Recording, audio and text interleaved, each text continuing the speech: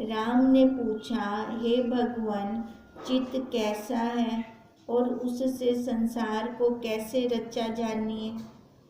वशिष्ठ जी बोले, हे राम, चित्त सत्ता जो चैतन्य उन्मुख जगती है उसी को संकल्प रूप चित्त कहते हैं। अब फुन्ने आने शुरू हो गए, जैसे एक्स पड़ा उसके ऊपर। अब जैसे फुन्ने आते हैं उससे फिर अगर वो शुरू हो गया चलना तो उससे संसार बनना शुरू हो गया। उससे रहित सत्य के विचारने से वासना शांत हो जाती है। अगर हम अपने स्वरूप को ही विचार में लाते हैं, बाहर नहीं जाती हमारी वृत्ति अंदर ही लौट जाती है। तो उससे क्या होगा? देखो, जब अंदर लौटती है तो शांत रहता है मन, क्योंकि कोई उद्वेग ही नहीं होता।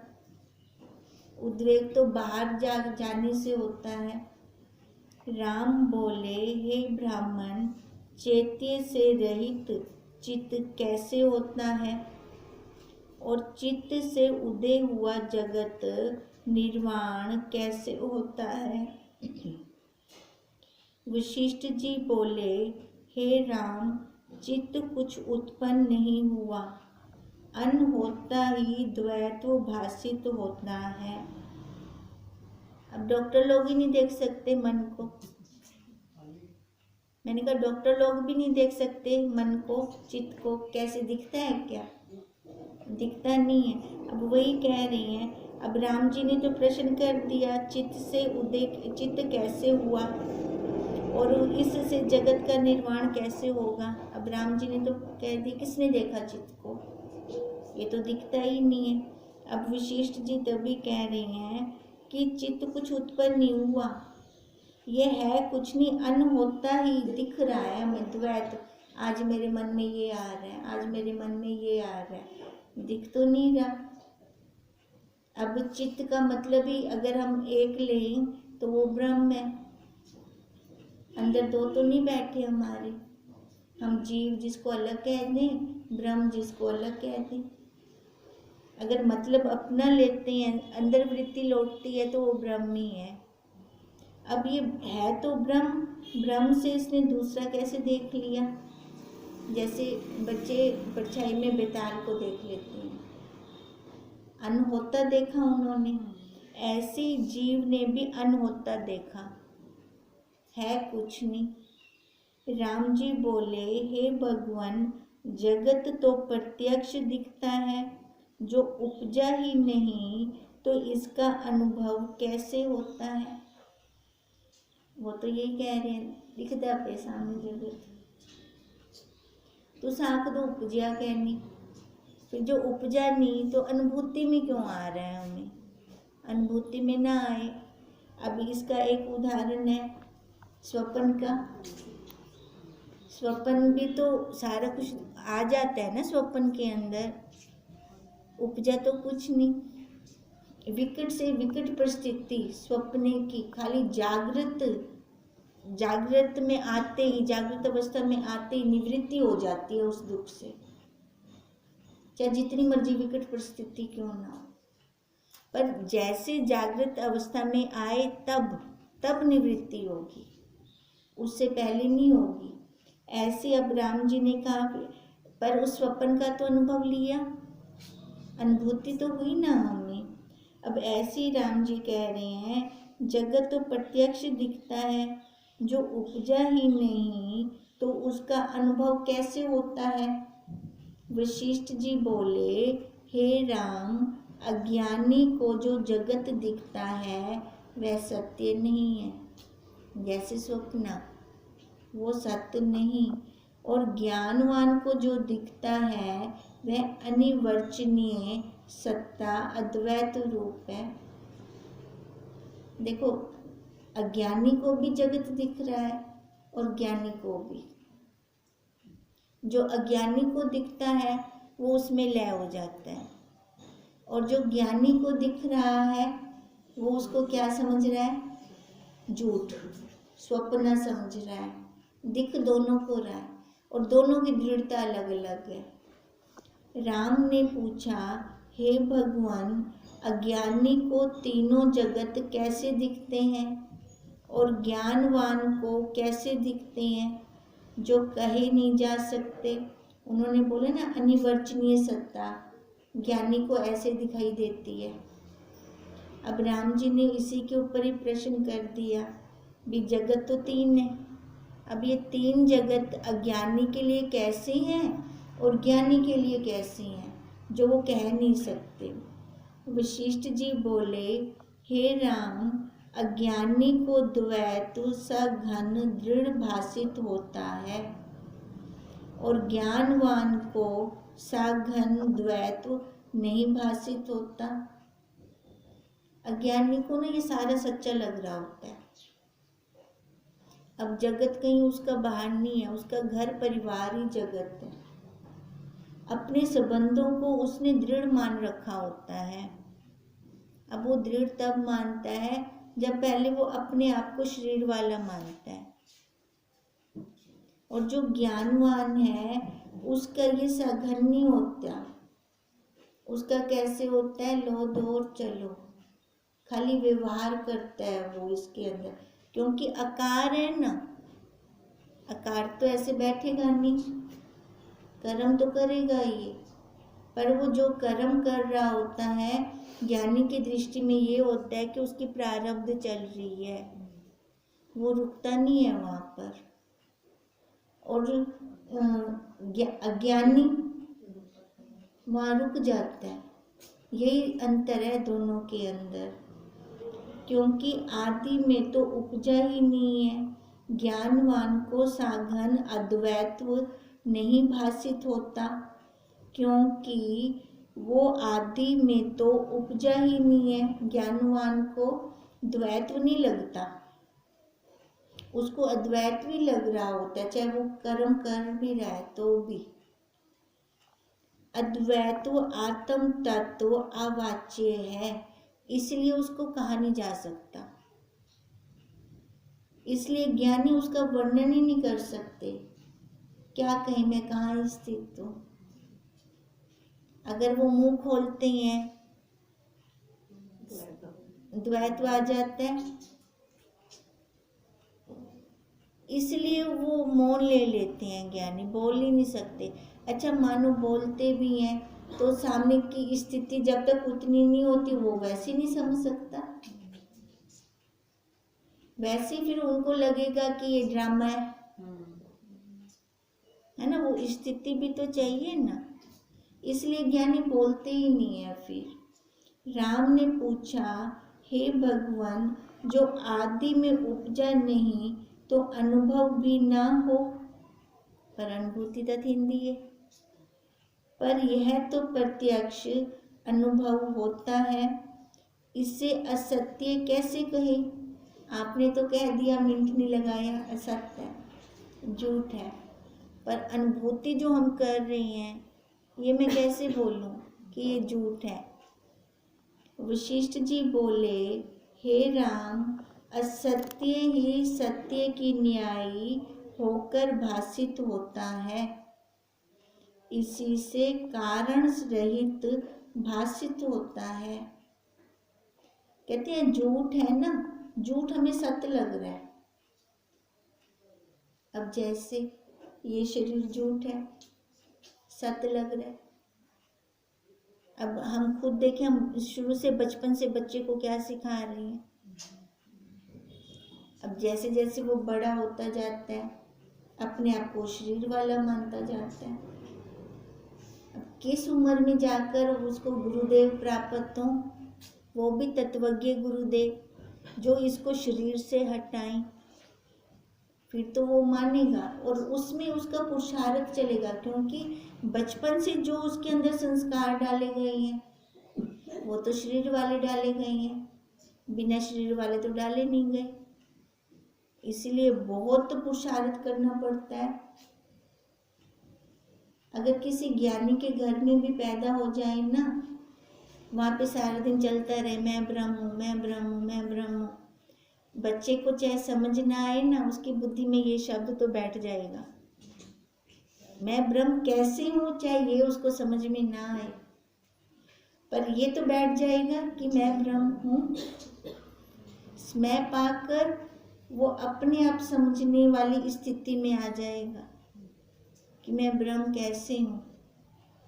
ये संस्कारों का बहुत मतलब डिपेंड करता है, बच्चों के ऊपर प्रभाव पड़ता है इस चीज का। अब जैसे अब ज्ञानी क्या कहते हैं, अभी है नहीं, पर राम जी कह रहे हैं जो ये सारा जगत तो प्रत्यक्ष अनुभव हो रहा है, मैं इसको असत्य कैसे कहूँ फिर। अब तभी वशिष्ठ जी ने कहा है ये असत्य, सत्य की न्यायी होकर भाषित होता है, क्योंकि ये कारण से रहित है। कारण है ही नहीं जगत का, क्या बोले क्या कारण है इस जगत का। बच्चा पैदा हो गया और माँ का क्या कारण है, आते ही उसने माँ बाप सारा संबंध देख लिया, नानी चाची दादी सारा उसके आगे है, अब इसका क्या कारण है। जैसे स्वप्न में पदार्थ का अनुभव होता है परंतु वास्तव में कुछ नहीं, वैसे ही यह असत्य ही अनुभव होता है। तो बुद्धि में दृढ़ हो जाए हमारे, असत्य है ये। अब इतने सालों के बाद जब तत्वज्ञ गुरुदेव मिले, अब उन्होंने बताया कि ये सब झूठ है, ये सब मिथ्या है, अब फिर हम काटने लग गए। अब काट देखो, काटेगा भी वही जिसको श्रद्धा होगी गुरुदेव पर, कि जो मेरे गुरुदेव कह रहे हैं वो सत्य है। जो खाली ऐसे मौज मस्ती के लिए सुनने चले जाते हैं वो नहीं काट सकते, उनको असर भी नहीं होगा। अब असर नहीं होगा तो दुख भी नहीं खत्म होंगे, फिर ऊपर से कहेंगे हम गए थे, हमारे दुख तो खत्म हुए नहीं। अपने अंदर झांक कर नहीं देखते, फिर कहाँ देखते हैं, हम गए थे। आप कहते ना जाओ एक बार जाकर देखो, एक बार सुनो, दुख खत्म हो जाएंगे। पर वो वाली सुनना नहीं होता कि जाकर सुने, उसको अमल करना होता है। अमल करने से दुख खत्म होंगे। तभी वो कह रहे हैं जैसे स्वप्न का अनुभव लेते हैं, वो भी तो अनुभूति है ना, पर हम उसको कितनी जल्दी बोल देते हैं झूठ है ये। खाली जागृत अवस्था में आते ही वो खत्म, चाहे विकट से विकट परिस्थिति क्यों ना हो स्वप्न के अंदर। ऐसे जब हम जागृत अवस्था में आएंगे, जब अपने स्वरूप की दृढ़ता हो जाएगी, सुना बहुत है मैं शरीर नहीं हूँ, ये जगत सत्य नहीं है, पर कैसे कैसे मैं शरीर नहीं हूँ, कैसे ये जगत सत्य नहीं है। जब कोई परिस्थिति आती है तो मैं शरीर वाली बन जाती हूँ, फिर क्या क्या अनुभूति लें हम अपनी। बोलने से नहीं होगा, सुनने से भी नहीं होगा। गहरा विचार चाहिए, और जब परिस्थिति आए तब तो निकले ही निकले। वैसे जब परिस्थिति नहीं है तो भी चले, मैं ये देह नहीं हूँ। ये जितना भी चल रहा है ना, ये खेल तमाशा ही चल रहा है। ये जब गहरा विचार अंदर चलता रहेगा, मनन होता रहेगा, फिर परिस्थिति की वेट थोड़ी करेंगे हम। परिस्थिति आए फिर मैं बोलूँ मैं देह नहीं हूँ। जब गहरा मनन होता है, गहरा विचार चलता है, वास्तव में मैं देह हूँ ही नहीं। परिस्थिति में तो फिर अपने को नंबर ज़्यादा मिल जाएंगे, क्योंकि वहाँ से निकल जाएंगे हम फिर, है ना। पर ये तब होगा ना जब अपना गहरा चलता रहेगा, गहरा मनन चलता रहेगा।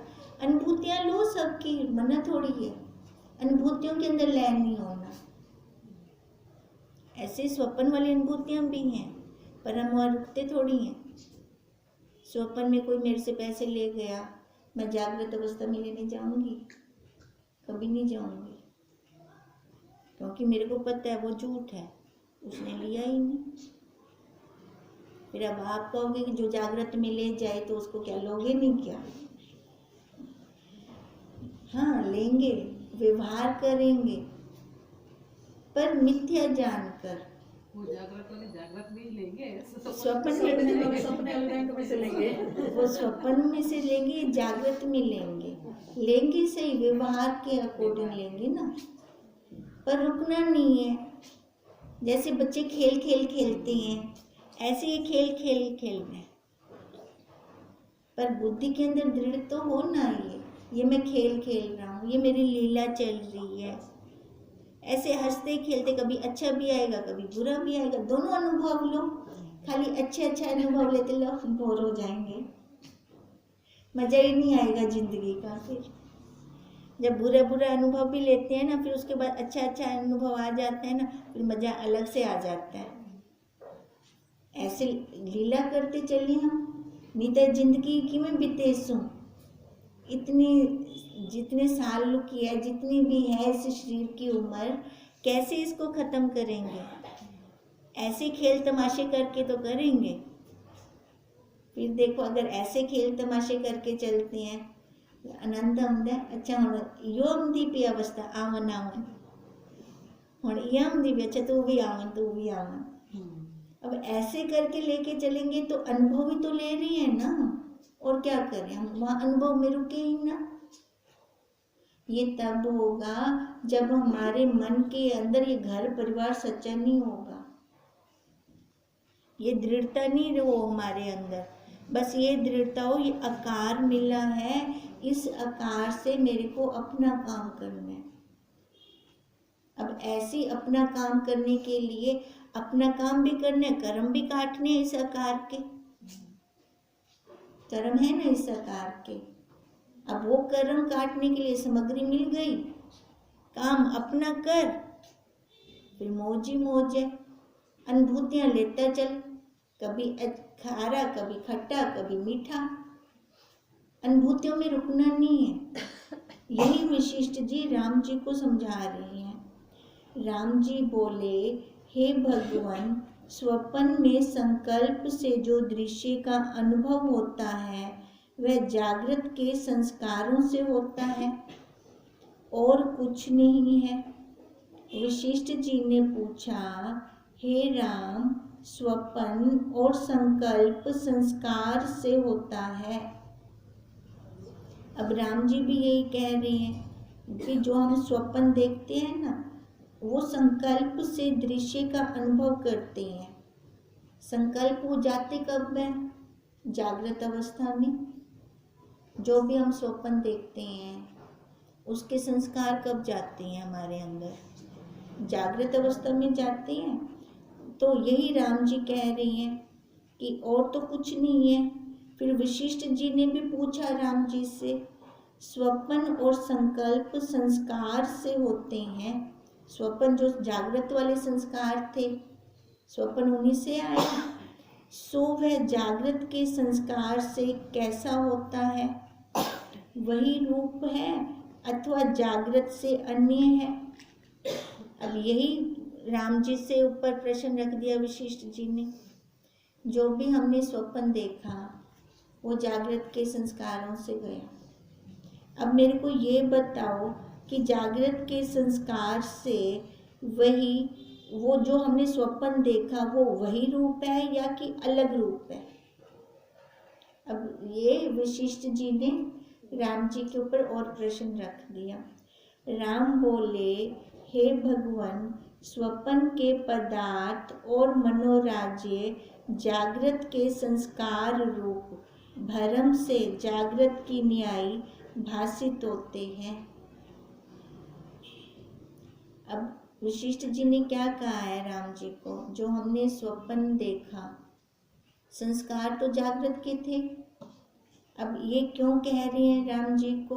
क्योंकि राम जी कह रहे हैं जागृत में तो अनुभूति हो रही है।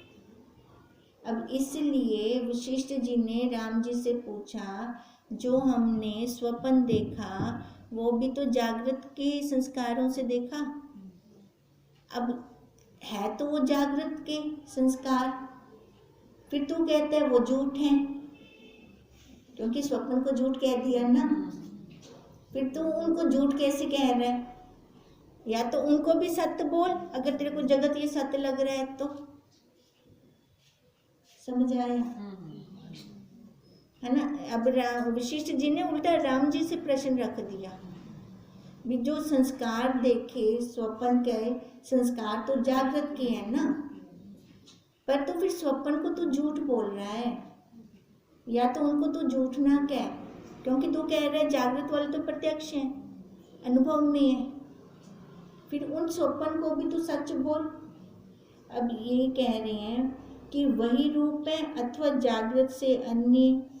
राम बोले, हे भगवान, स्वप्न के पदार्थ और मनोराज्य जागृत के संस्कार रूप भरम। अब राम जी बोल रहे हैं वो भरम है, वो भरम से जागृत की न्यायी भाषित होते हैं।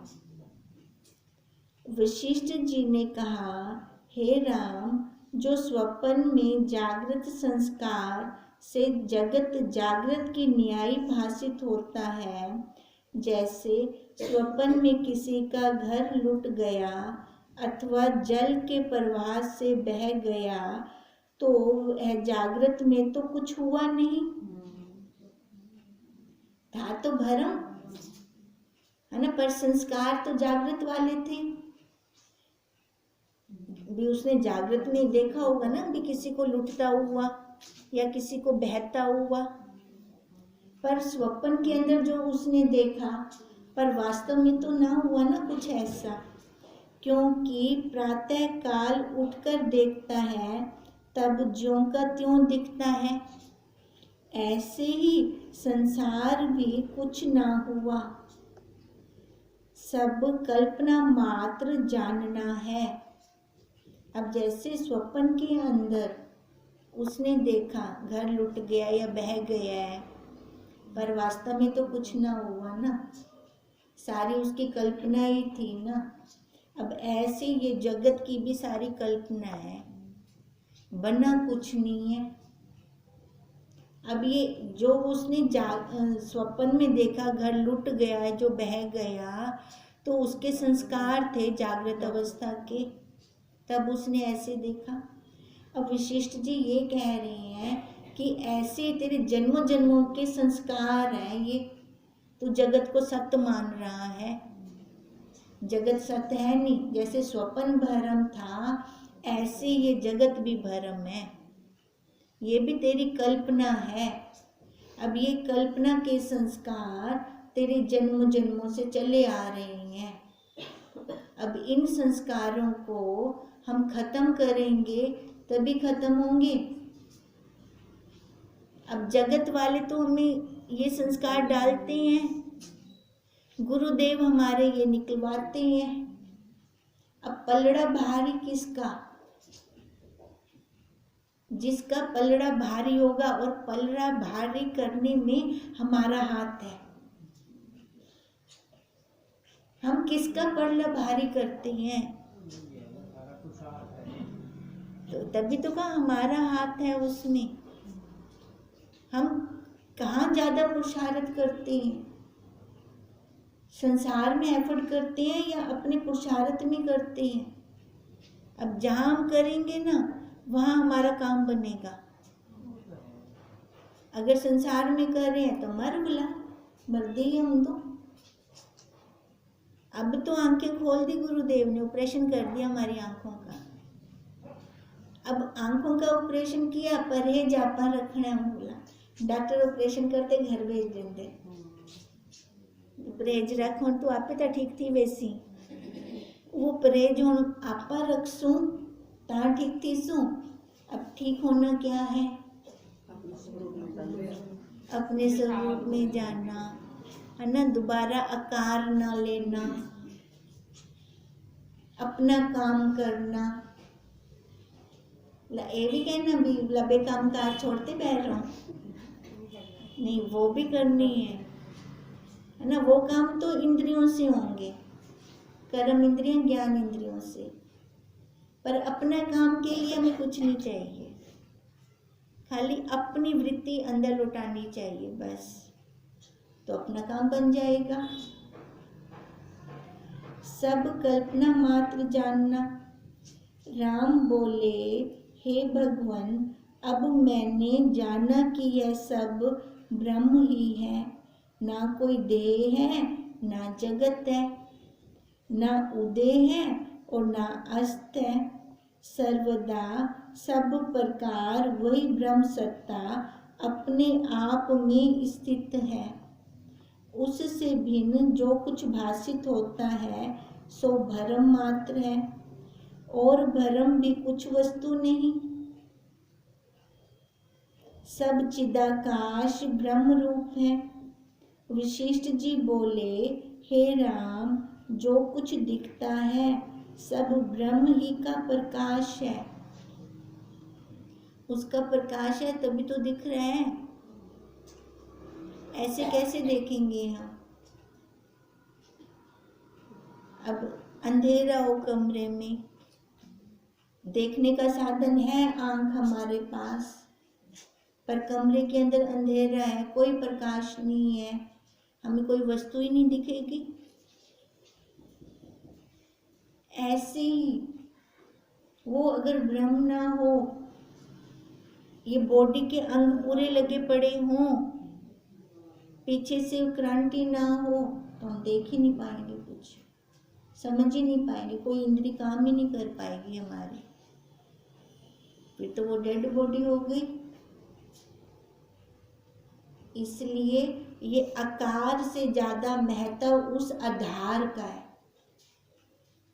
उसके ऊपर दृढ़ता हो हमारी, आकार के ऊपर ना हो, जबकि हमारा उल्टा काम चलता है। दृढ़ता किस पे हो जाती है? आकार पे हो जाती है। आधार को कभी कभी ले लेते हैं, फिर कभी कभी लेते हैं तो कभी कभी होगा ना, फिर तो आकार को ले कभी कभी, आधार हमेशा हो, फिर काम बन जाएगा अपना, फिर टाइम नहीं लगेगा। वशिष्ठ जी बोले, हे राम, जो कुछ दिखता है सब वो ब्रह्म का प्रकाश है, वही अपने आप से प्रकाशित है। वो तो स्वयं प्रकाश है, उसको किसी दूसरे प्रकाश की जरूरत है क्या? नहीं। अब जो स्वयं प्रकाश है उस पे हमारी दृष्टि रुके। बचपन से आज तक वो सोया नहीं है। बताओ कब सोया? कोई एक पल बता दो, किसी एक पल में वो सोया हो तो? वो नहीं सोया कभी भी। हमें घोर निंद्रा होती है ना, तो भी हमें बताता है वो, नींद बहुत अच्छी आई है ना, सारा कुछ बताता है। वही कह रहे हैं, वो अपने आप में प्रकाशित है। राम ने पूछा, हे भगवान, सर्ग के आदि में देह चित्त आदि कैसे फुराए? अब राम जी ये प्रश्न कर रहे हैं, जब था ही वही, तो सर्ग के शुरू में ये देह तो आई ना, कैसे आई? मन कैसे आया? और आत्मा का प्रकाश रूप जगत कैसे है? प्रकाश भी उसका होता है जो साकार होता है, पर ब्रह्म तो निराकार है, उसका प्रकाश कैसे कहिए?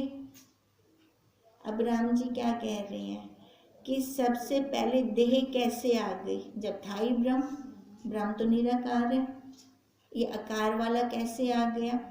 अच्छा, आकार वाला आया तो चित्त कैसे फुराया उसको?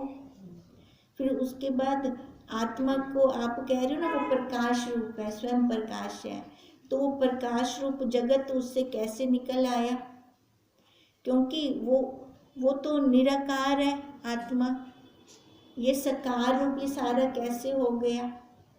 ये अब राम जी ने प्रश्न किया है, ये फिर करेंगे, आगे करेंगे फिर। ओम तम नमामि, ओम तम नमामि।